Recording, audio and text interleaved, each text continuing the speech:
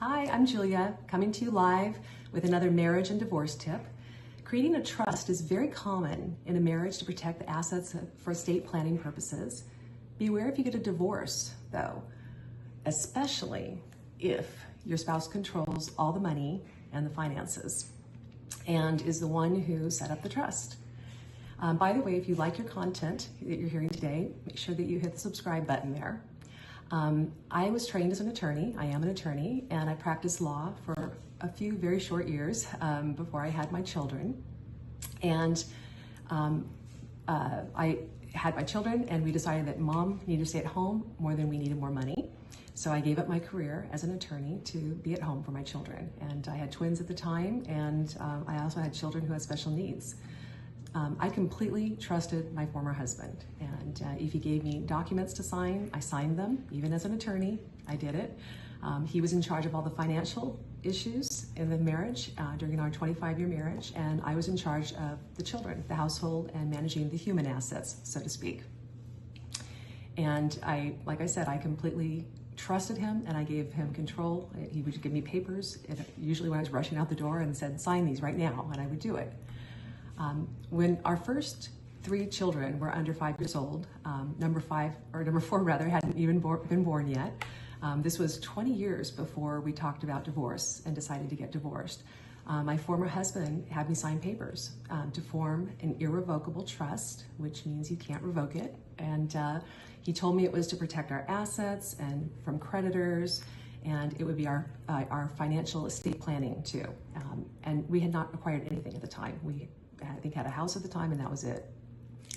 I didn't read the legal papers he gave me because he was an attorney as well. He's an attorney, and he was used to doing transactional work, and I was really busy raising the kids and getting them to all their therapies and treatments and doctor's appointments and school and everything else. I completely trusted my former husband, and I thought that he had my best interest at heart.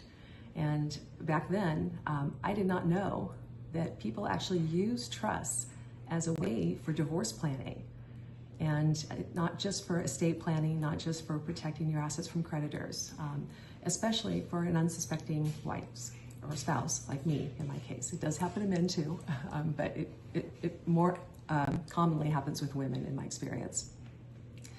So during the marriage, we never talked about divorce until 20 years later when we decided it was time to divorce. We were both not happy.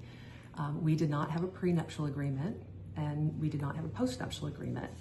We never took money off the table, and I assumed, like most married people in California, that if we ever got a divorce, that I would get my half. And when we got married, we had nothing, like I said. During the marriage, we acquired over 50 properties, and upon divorce, 20 years later, I discovered that I really, in essence, unknowingly gifted my former husband almost all of the community property, all of the property that we acquired during our marriage. When I signed those trust papers years ago, and all the papers throughout the marriage that he would give to me and say, "Here, I signed this, I need it right now." I never thought once to second guess him or to question him and to read what I was signing. I just thought he had my best interest at heart. And so in California, like other states, spouses are considered equal at law and are supposed to equally share in all of the assets that are acquired during the marriage. And it's the law. It's to protect basically stay-at-home moms like myself. When we give up our career to raise the kids, we're not getting paid during that time. We didn't take a salary. And unfortunately, I was not treated equally. And I'm finding that this has happened to so many other, especially women, throughout the country and the world, for that matter. Many have been unfairly treated by our judicial system because of making similar mistakes like mine and not reading papers. So this is why I'm on today. If you like the content, by the way, make sure you click subscribe.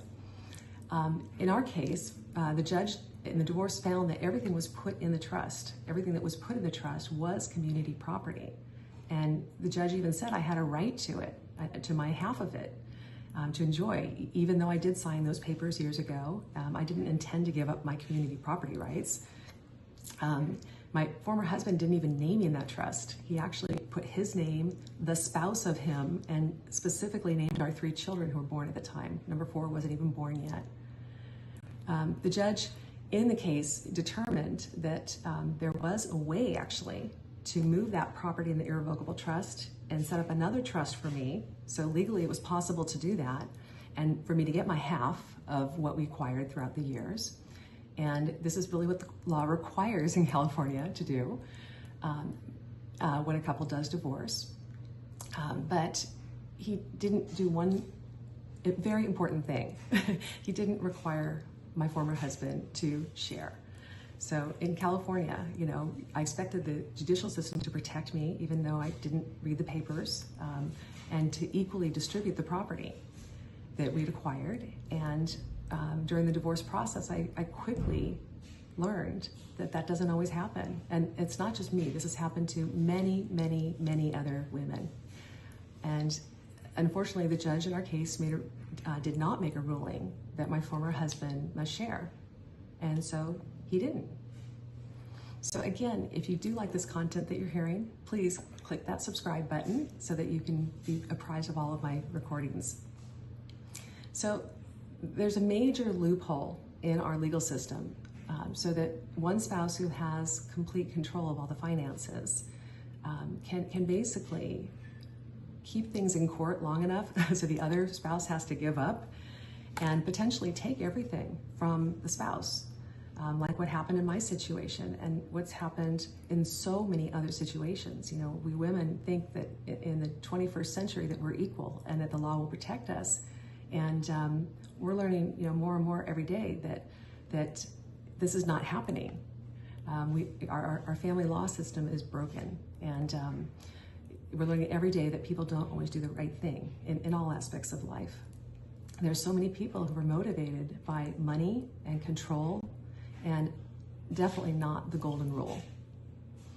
So I'm on a mission, and this is why I'm speaking out about what happened in my case, to protect the sanctity of marriage, and to also, you know, change what needs to be changed and addressed in our system right now to protect spouses so that they can have a respectful uncoupling and leave a wonderful divorce legacy.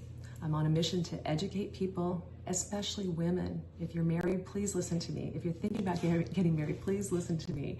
Use treat your marriage as a financial partnership, not just a romantic one. So make sure that, you know, first, that you're active in your finances during your marriage. Make sure you read everything, you know everything, you have control of the finances. Second, make sure you read every legal document before you sign it. And if you don't understand it, get legal advice from an expert if necessary. You know, a lot of it I didn't understand, and I'm an attorney. If this can happen to an attorney, it can happen to you.